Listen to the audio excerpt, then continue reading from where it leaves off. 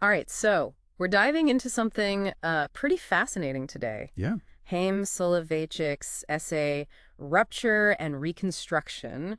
And it's all about how contemporary Orthodox Judaism has really transformed and Yeah, how it's changed. exactly. And you might be thinking like why is this topic so important? Why should I care? But think of it this way. It's not just about one particular community. It's a way to understand how any tradition changes when it comes up against like the modern world. You know what I mean? It's like Yeah, this. it's a case study. It's a fascinating one. Absolutely, and you can learn a lot really quickly. And what's so interesting is that right away Soloveitchik, he has this core idea, and his argument is that there's been a really fundamental change in Orthodox life, right? Yeah. It's gone from a kind of religious practice that was mostly, absorbed through custom and imitation, like, almost like a family tradition, but on a community-wide scale. Yeah, like just growing up with it. Exactly, exactly. And it's shifted to a way of being religious. Yeah. That's much more about interpreting texts and like really closely following written law. And that changes the whole like feel of Thank you. yeah, the whole experience of religious life, how you understand it, how you live it. exactly. Right. So to give everyone a little background here, Soloveitchik is mostly focused on Orthodox communities with roots in Europe, places like Israel, England, America, and really events that happened within his lifetime. And he compares this newer way of being religious to how things were in those Eastern European communities back in, the century before. Right. And he also makes a point of saying that Sephardi communities are kind of outside of what he's talking about, just because their interaction with modernity it's been more recent. Yeah, they're in a different timeline. Exactly. So our goal today is to really unpack this shift, figure out what's driving it, what does it look like in action, how's it affecting religious practices, like how does it change who the authorities are, how does it change education, how does it change even like people's sense of identity? And a good place to start, a really important place to start, is with Soloveitchik's take on this phrase that gets thrown around a lot, right? Mm-hmm. The idea that Orthodox Judaism has basically just swung to the right. Right.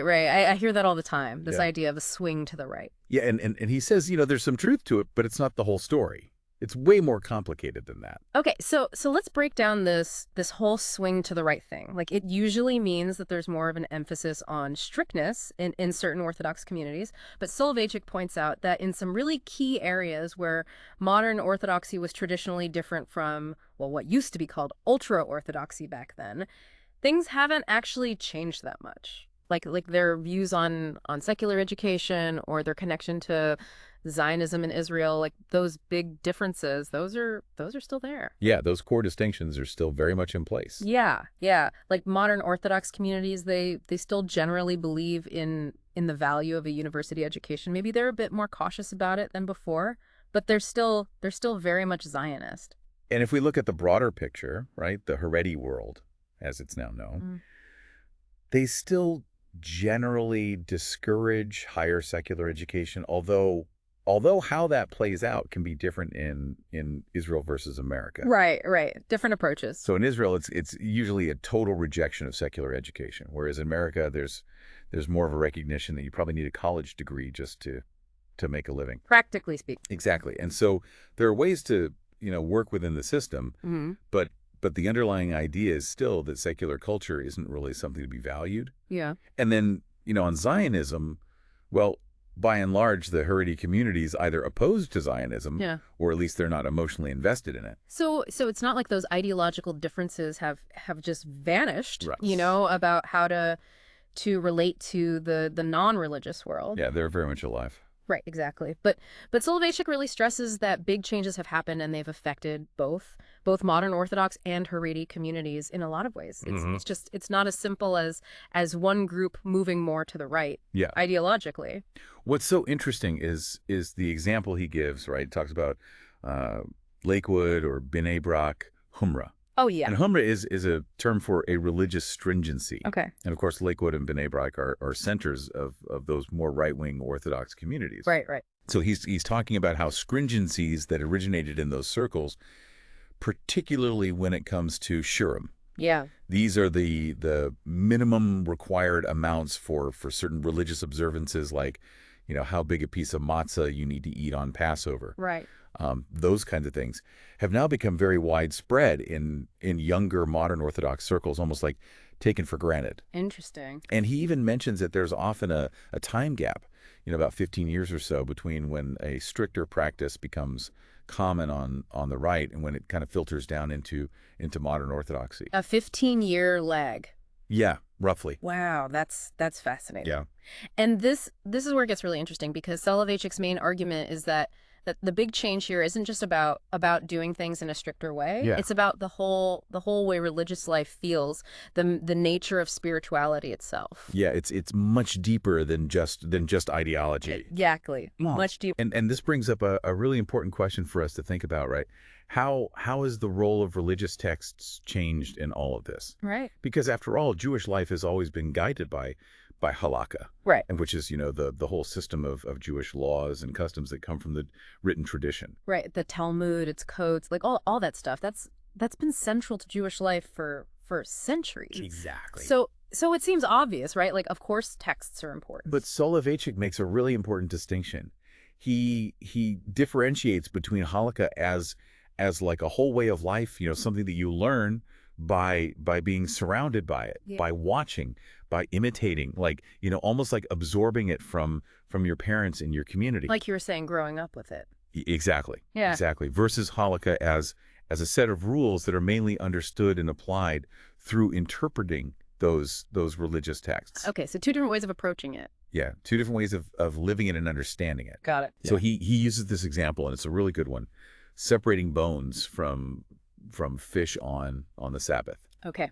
Now, traditionally, in Ashkenazic Jewish practice, which is the tradition of Jews from Eastern and Central Europe, Yeah.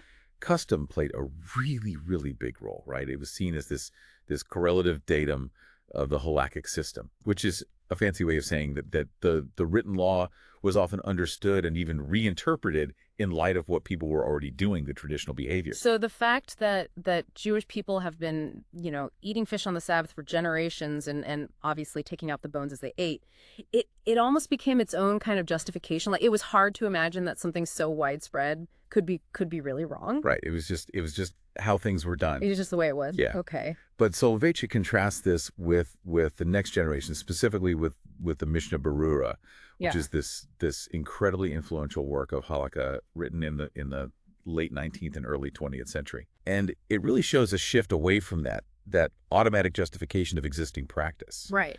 The author, the Hafetz Haim, he looked at the entire body of written law, and he tried to prove that eating fish on the Sabbath could be justified, could be plausible, based only on what was written down. So not just because everyone had always been doing it. Right, exactly. So common practice, it didn't have its own validity anymore. It had to be explicitly backed up by the text. That is a huge shift. Like, suddenly we've always done it this way isn't enough. Right. You have to show me where it is in the books. You need textual evidence. You need a paper trail. Exactly. and this leads to another really interesting thing that Soloveitchik notices, which is this explosion of halakhic literature. Oh, yeah. Tons of books. Yeah, tons of books. And what's so interesting is that he's not just talking about new books that deal with modern challenges like the laws of the Sabbath when it comes to electricity or whether new products are kosher. He's talking about this huge increase in books that focus on very basic, fundamental religious practices. Things like talit and tefillin. Right. The prayer shawl. Yeah, the prayer shawl and phylacteries. Okay. Things like the details of daily prayers, the right way to observe major holidays like Rosh Hashanah and Passover, like things that Jews have been doing for centuries. Right. Things that seem pretty well established. Exactly. Practices that were just, you kind of knew how to do them, but now they're being scrutinized in this incredibly detailed way. And these books they're selling like hotcakes, right? Yeah. Oh yeah, they're incredibly popular. Soloveitchik, he talks about, just the sheer volume of these works being bought and adopted by people. And it suggests that there's this widespread need to reevaluate tradition. Like, a lot of people are thinking about these things and questioning them, or at least there's a lot of people who agree with this new way of looking at things. Right. They want that level of detail. Yeah. And what's important to remember here is that this whole critical examination of these practices, it didn't come from from more liberal parts of Orthodoxy, right? It Yeah. came from the more traditionally observant Haredi world. Right, right. From the right. Exactly, from important institutions like Kol Haizon Ish Hmm. and the Lakewood Yeshiva, from people who were known for being very, very strict in their observance. Right, absolutely. And often these new stricter interpretations, they focused on areas where almost everyone was already following the rules. Yeah, it was like a total audit of religious life. Exactly, exactly. Right. And the example is Shurim, those minimal required quantities we talked about. It really shows how profound this shift is. Hmm. So, think about the smallest amount of matzah you have to eat on Passover to fulfill that religious obligation, right? Hmm. Traditionally, people just knew how much that was Hmm. because they saw their parents doing it, they saw their community members doing it year after year. Right. It was just part of Passover. It's just what you did, it was transmitted through imitation, mimetically. You just saw it. Exactly, exactly. Okay. But around 1940, Rabbi Yeshayahu Karelitz, who's known as the Hazon Ish, and he became this incredibly influential figure in the Haredi world. Hmm. He started questioning this accepted standard, this size of a kazayit, Yeah. which is the basic unit of measurement in Jewish law, usually translated as the size of an olive. Hmm. He argued that the traditional understanding of how big that was way too small. Interesting. And he insisted on a much bigger amount of matzah being the minimum. Yeah. Yeah, and what's so striking is that this stricter standard, it started being adopted in lots of religious circles, especially among younger religious Jews. It's really common now. And it's this perfect example of how even traditional practices, no matter how old they are or how widespread they are, they now have to bow down to what's considered the correct understanding of the written sources. So the text is king. Yeah, exactly. The text trumps tradition. Wow. And this whole thing, it's had a really big impact on the role of the home in passing down religious practice.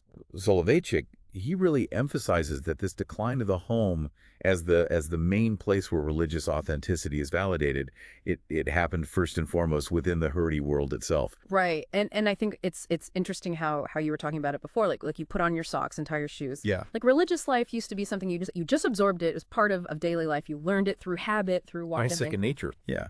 It was just how things were done. But now it's more of a conscious choice, You have to know the rules. You have to understand them. Right. It's much more deliberate. Yeah, much more deliberate. It's a decision. It's not just something that happens to you. It's something you actively do. Exactly. And even something as simple as wearing a talit katan, that fringed garment that a lot of observant Jewish men wear. Right, right. It used to be just, you put it on in the morning as part of your routine, but now it's become much more of a ritual object, It's about following all the specific rules from the texts. It's not just a habit anymore. So even the small things are They're not getting more codified, more regulated. yeah. And the authority of custom, it really diminishes when it bumps up against the written law, Yeah.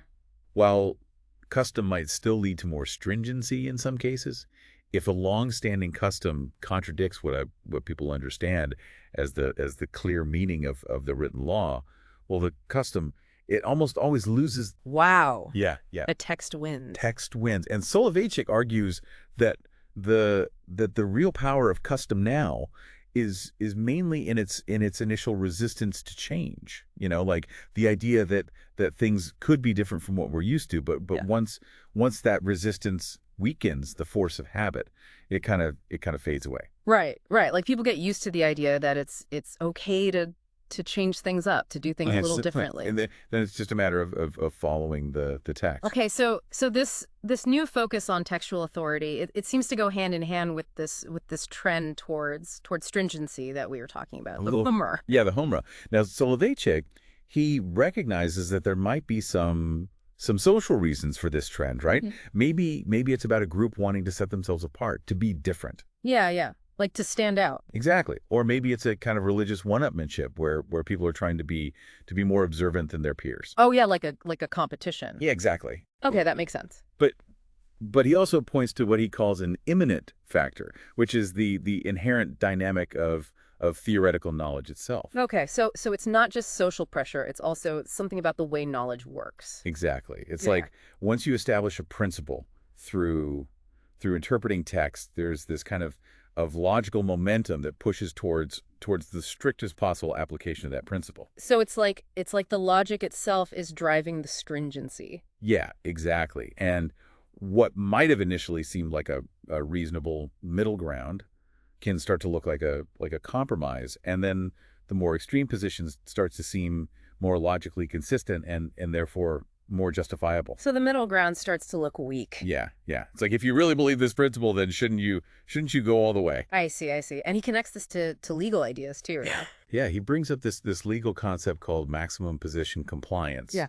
where there's this natural inclination to go with the strictest possible interpretation of a law, just to be absolutely sure that you're fulfilling the obligation, completely and without any doubt. With no wiggle room. Yeah, exactly. Okay, so cover all your bases. Right. Got it. But this whole idea of relying more on textual transmission for practices that used to be learned through imitation, well, it creates its own challenges. Yeah, because you're not just watching anymore. You're reading and Yeah, you're trying to learn from a text. right, and that's got to be harder in some way. It is. Language, even when it's trying to be super precise, it's not that great at teaching practical skills. It's true. And Soloveitchik, he puts it really well. He says, try learning how to tie your shoelaces from written instructions. Yeah, it's so much easier to just watch someone do it. Right. You learn by seeing. You learn by doing, by watching. Exactly. And so when the main way of learning how to do religious things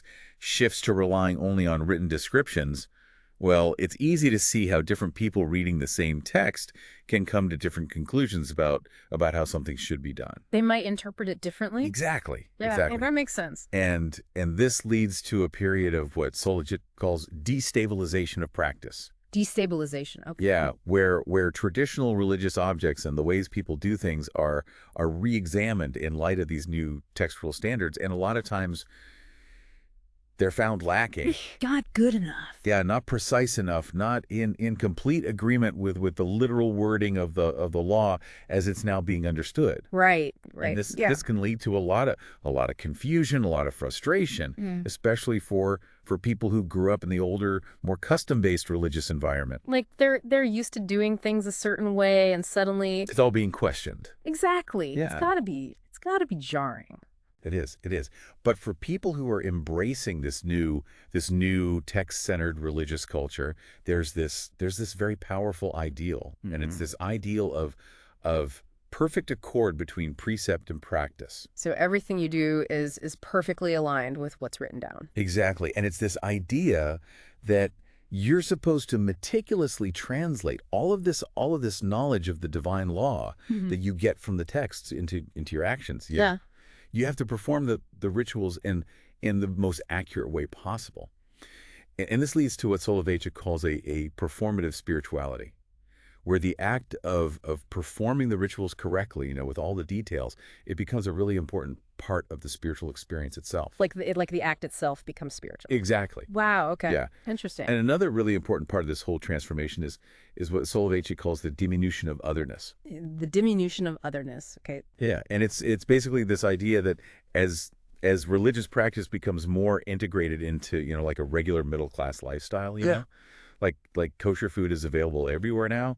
You can find it in most supermarkets. It's easy to be observant in a lot of ways. Right, exactly. And so the degree to which being observant sets you apart from the rest of society, it lessens. Yeah. You don't stand out as much. Right. Okay. And Soloveitchik argues that it's not just that the same level of religious practice is now less distinctive. He says that historically the amount of religious practice that made traditional Eastern European Jewish communities different was actually bigger.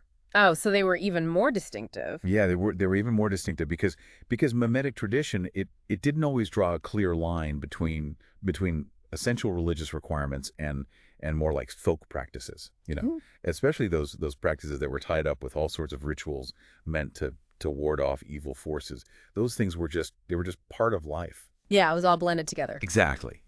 Oh. But modernity, with its technology and its more scientific view of the world, it's made a lot of those prophylactic rituals kind of obsolete. Right, because we understand the world differently now. Exactly. So with this erosion of internal differences, those traditional folk practices, Yeah. and the way religion was just woven into daily life, the religious community, it's kind of responded by intensifying observance in the remaining areas, the things that are still clearly religious. So it's like a refocusing of energy. Yeah, exactly. It's like as some of those differences fade away, the ones that are left have to become more pronounced. More intense. Yeah, more intense. And this need to be different, to be distinctive, it's made even stronger by the way identity boundaries are changing in broader society. Soloveitchik, he points to those big shifts that happened in America during the civil rights and Black Power movements in the 50s and 60s. Right. And these movements, they led to this questioning of America's, sense of moral superiority and a weakening of those traditional ethnic solidarities that had existed. Yeah, it was a time of real upheaval, of changing ideas about identity. Absolutely, absolutely. And during this period, intermarriage rates went up, and people started to question a lot of those old assumptions about who they were and what it meant to belong. And in this environment, the Holocaust, it started to take on this new and very profound meaning. It became this central symbol of Jewish suffering and historical They experience. had a very unique suffering. Yeah, a singular kind of suffering. Right. Like But no one else had gone through that. exactly. And Soloveitchik, he suggests that this passionate insistence on the absolute uniqueness of Jewish suffering,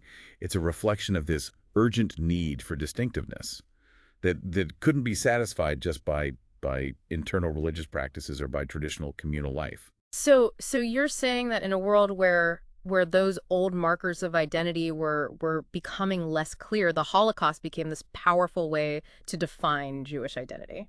Yeah, exactly. Okay, that makes a lot of sense. And this whole thing ties into another big trend that Soloveitchik talks about, which is the increasing wealth and integration of the Orthodox community into mainstream society. All right, what he calls embourgeoisement. Exactly, embourgeoisement. Yeah, he connects this to the decline of the ascetic ideal. Oh, that traditional idea of denying yourself. Yeah, the distrust of the body, the focus on self-denial is this path to spiritual growth. It's definitely less prominent now. Yeah, and that makes sense if people are more comfortable materially. Right. If they're not struggling as much just to get by. Exactly. Yeah. Historically, there was this very strong idea of a constant battle between your will and your instincts. Like you're always fighting against your desires. Exactly.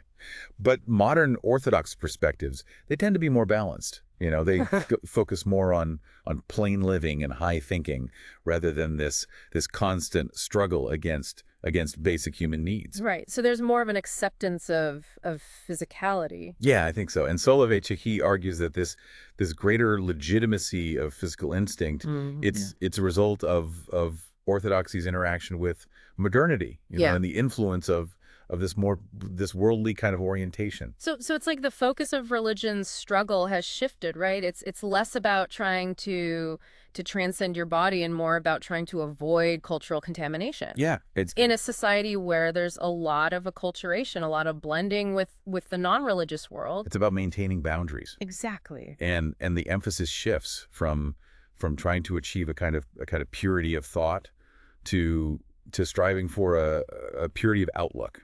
Purity of ideology. Okay, so it's more about your worldview than your inner thoughts. Right. Okay, that's interesting. And in all of this change, this really rapid change, memory becomes this really important tool. Yeah. It's a way to hold on to some sense of continuity, of reassurance. Right. When things are changing so fast, you need something to hold on to. Exactly. And Soloveitchik, he observes how Haredi recollections of the past, they started to look a lot like the present that was emerging. Right. Especially after the Holocaust, which provided this really powerful narrative of victimhood and survival. Right. And historical writings now, they often serve to kind of reinforce contemporary identity rather than highlighting differences from the present. So the past is used to validate the present. Exactly. Okay, that's fascinating. And there's also been a pretty big change in the way people learn Torah, the way they acquire knowledge. Right. traditionally Lemon, that dedicated Torah study, it was often seen as this lifelong, almost meditative kind of dialogue with sacred texts. And the process of engaging with the text, that was just as important as the information you got from it. Yeah, it's about the journey. Exactly. Yeah. But now there's this growing demand for Torah knowledge to be really accessible, like in straightforward, easy to understand formats. Right. People want it to be clear, to be readily available. Yeah, yeah. And this isn't necessarily a replacement for that traditional in-depth study, but it's like a vital supplement. Yeah, it's another way to connect. Exactly. And we see this flourishing of Havruto, those study partnerships, and tons of Torah classes and lectures popping up everywhere. And technology is playing a big role too, right? Oh, yeah. You've got audio recordings of lectures. You've got toll-free phone lines offering daily lessons on things like Daf Yomi, which is the daily page of the Talmud, All right. or Dial a Mishnah, where you can get selections from the Mishnah. Technology making it easy. Exactly. Yeah. Exactly. And Soloveitchik makes this really, really interesting point about